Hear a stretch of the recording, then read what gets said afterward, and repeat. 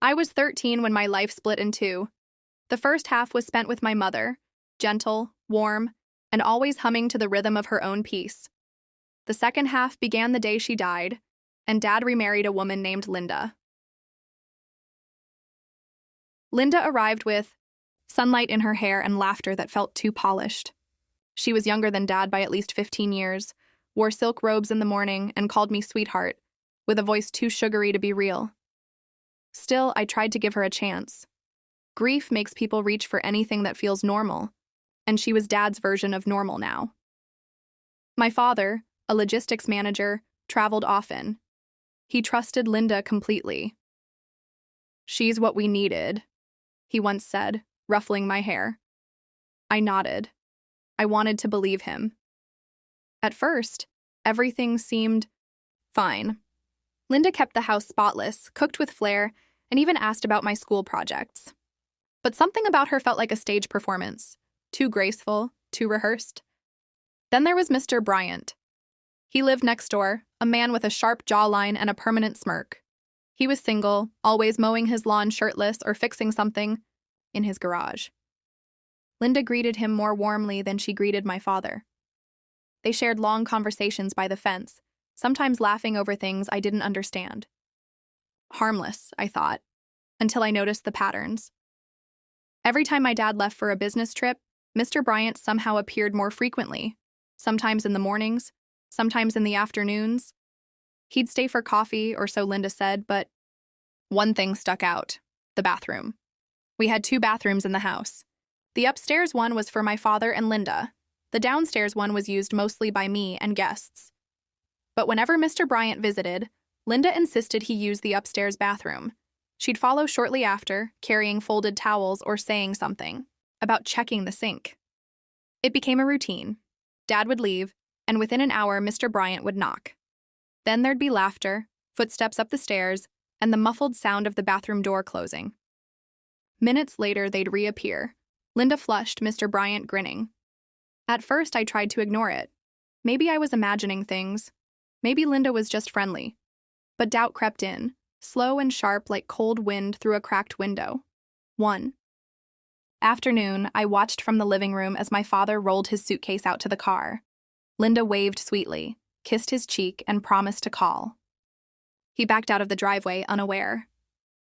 10 minutes later, the doorbell rang. Mr. Bryant.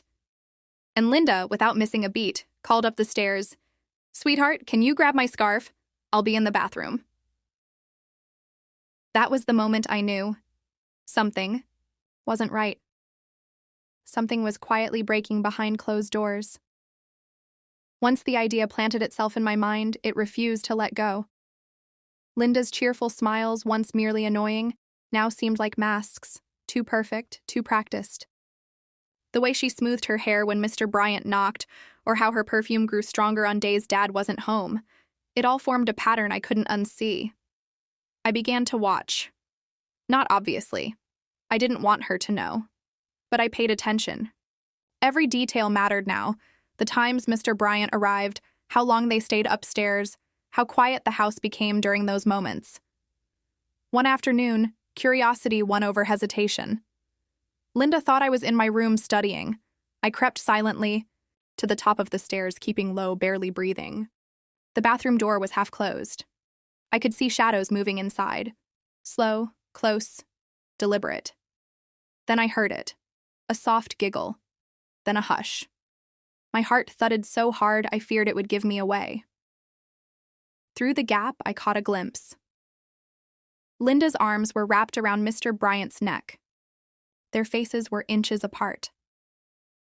She whispered something I couldn't hear, then kissed him lightly, like it was something they'd done 100 times before. There was no urgency, just familiarity, intimacy. I pulled back, stumbling down the hall to my room. My chest felt heavy. I wasn't just watching someone lie. I was watching my family crumble. I didn't know what to do. Telling my father felt like betrayal. But staying silent felt worse. I was stuck between protecting him and protecting myself from the truth. That night, I avoided Linda's gaze at dinner. She asked if everything was okay. I nodded. She smiled as if nothing had happened. But I knew better now. The visits continued, sometimes daily, always when Dad was away. I stopped pretending I didn't notice. I started writing it all down. Times, dates, how long they stayed in the bathroom. My small notebook became a quiet record of secrets too large for a child to carry. It wasn't just about what they did anymore. It was about how easily they did it. How Linda could hum while cooking and kiss Mr. Bryant an hour later. How she could lie with her hands folded neatly in her lap and a gold band still on her finger. One morning, as I passed by the bathroom door again, I paused.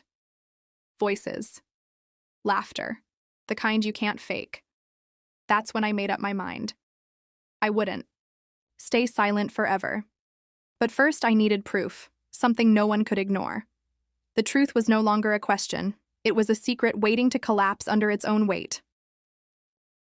The truth had rooted itself deep in my chest. Every time Linda smiled, it twisted. Every time Mr. Bryant waved from across the yard, it tightened. I felt like a ghost inside my own house, watching a lie unfold, unable to stop it. Dad came home. That Thursday evening, suitcase in one hand, tired eyes searching for comfort. Linda rushed to greet him, arms wide, her voice dripping with affection. I stood at the staircase, watching her embrace him with the same arms she wrapped around another man. "I missed you," she said, brushing his cheek. "I missed you, too," he replied, smiling. The words hit me like a punch. That night, as I lay in bed, I knew silence would no longer protect anyone. It would only prolong the damage. I needed evidence, not just scribbled notes or whispers through doors, something undeniable.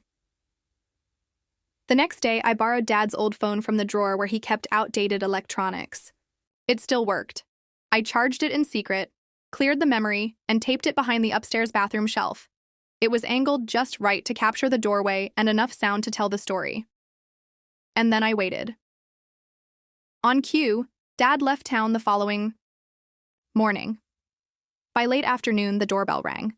Linda, dressed too nicely for a casual day at home, let Mr. Bryant in. Moments later, the two disappeared upstairs. The familiar hush returned, the one I'd grown used to dreading. I retrieved the phone later that evening, hands shaking. My heart thumped as I pressed play. Voices, laughter, a kiss, then silence. It was enough. I didn't know how to present it. I couldn't just hand my father the phone and walk away. But the opportunity came quicker than expected. 2 nights later, Dad returned unexpectedly, his trip cut short due to a canceled conference. Linda was stunned but recovered quickly. She cooked his favorite meal. She even set the table with candles. After dinner, I pulled Dad aside. "Can we talk?" I asked. His brow furrowed. "Of course." We sat in the den. I handed him the phone without explanation, watching his face as the video played. He didn't move, didn't blink.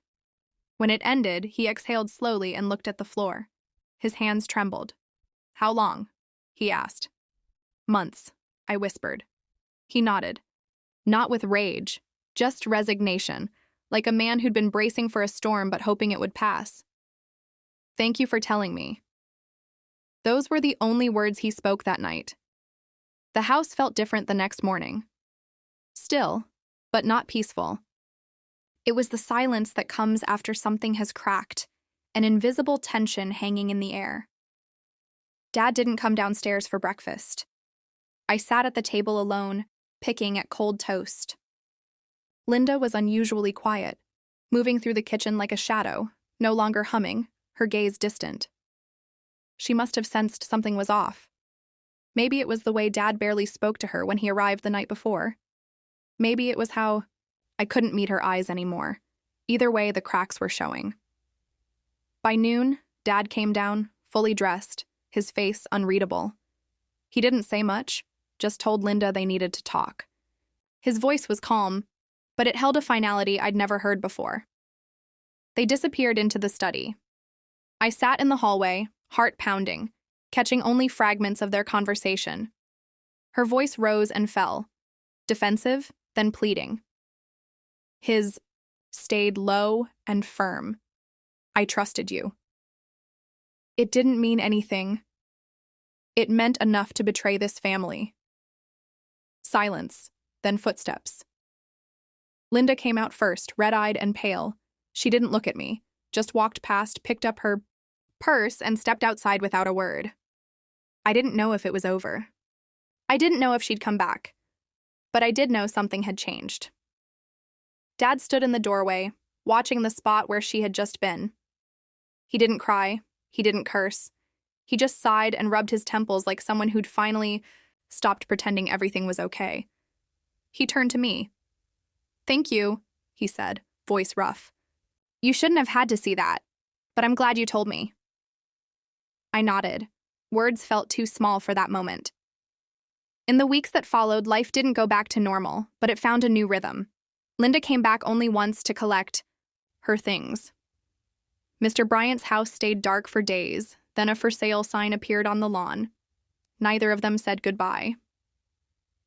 Dad and I didn't talk much about what happened. We didn't need to.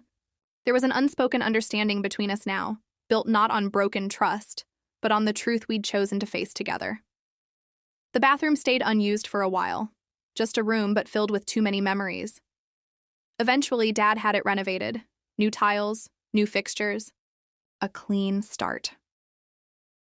One afternoon, as I stood in the hallway looking at the finished space, he came beside me.